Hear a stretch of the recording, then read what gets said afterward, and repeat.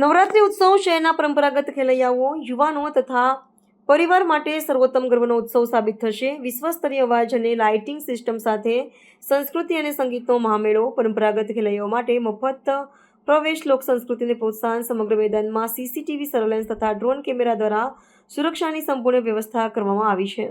વિશાળ મફત પાર્કિંગ વ્યવસ્થામાં હજારો વાહનો માટે કરી દેવાઈ છે, જેથી નાગરિકોને કોઈ મુશ્કેલી ન પડે.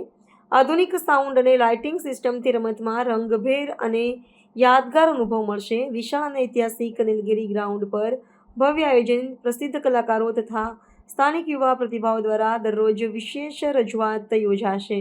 લિંબાયત ઉત્સવ સમિતિઓ આ સંકલ્પ છે કે નવરાત્રી જેવા પવિત્ર તહેવારોમાં સુરતવાસીઓને સંસ્કૃતિ, સુરક્ષા અને સુવિધા સાથે યાદગાર ઉત્સવની ભેટ આપવામાં આવે. આ નવરાત્રી મહોત્સવ 2025-22 સપ્ટેમ્બરથી 2 ઓક્ટોબર 2025 દરમિયાન રોજ રાત્રે સાંજથી મધરાત સુધી યોજાશે. શહેર તથા આસપાસના વિસ્તારોના ખેલૈયાઓ અને નાગરિકો માટે એક વિશાળ સાંસ્કૃતિક મેળો સાબિત થશે.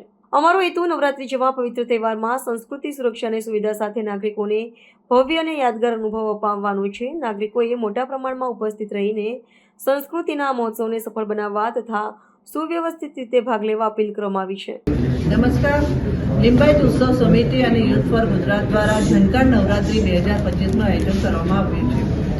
આ જે લિંબાયત વિસ્તારમાં અત્યાર સુધી એક નાના પાયે સપના પાન સેન્ટર ખાતે જે નવરાત્રી ચાલતી હતી, તો 2-3 વર્ષથી વિચારતી હતી કે આપણે મોટા પાયે નવરાત્રીનું આયોજન કરીએ. આપણા વિસ્તારના જ નહીં પણ આખા પૂરા સુરત શહેરના પણ લોકો ત્યાં આવીને ગરબા રમે અને સાથે સાથે ગરબાનું આયોજન કરે અને સારા એવા ટ્રેડિશનલ વેશભૂષા કરીને આવે, એવી રીતે આ આયોજન અમે કર્યું છે. સાથે સાથે આ નવરાત્રીમાં ગરબામાં તમે જુઓ તો આ દિવ્યાંગ જે ખેલૈયાઓ છે એ પણ ત્યાં હાજર રહેવાના છે. સાથે સાથે જે માસીબા છે એ માસી લોકો પણ ત્યાં આવવાના છે ને આપનો એટલે ગરબા રમીને આપણે આનંદ આપવાના છે. સાથે સાથે ખૂબ મોટા મોટા ઇનામોની પણ આપણે ત્યાં રાખ્યા છે. જેવી રીતે કે ઇનામોની 3 કેટેગરી રાખી છે. એમાં જે કિડ્સ હોય એનું અલગ છે, ટીનેજરનું અલગ છે ને પછી થોડાક 30-40 વર્ષના અલગ. હવે 3 ઇનામોની આપણે કેટેગરી રાખી છે ને અલગ અલગ ઇનામો પણ આપણે ત્યાં આપવાના છે અને સારા એવા ઇનામો રોજે રોજ આપણે ત્યાં આપી રહ્યા છે, આપવાના છે. તો આ જે નવરાત્રી છે એ નવરાત્રી ખૂબ સરસ થશે. ખુલ્લા મેદાનમાં છે.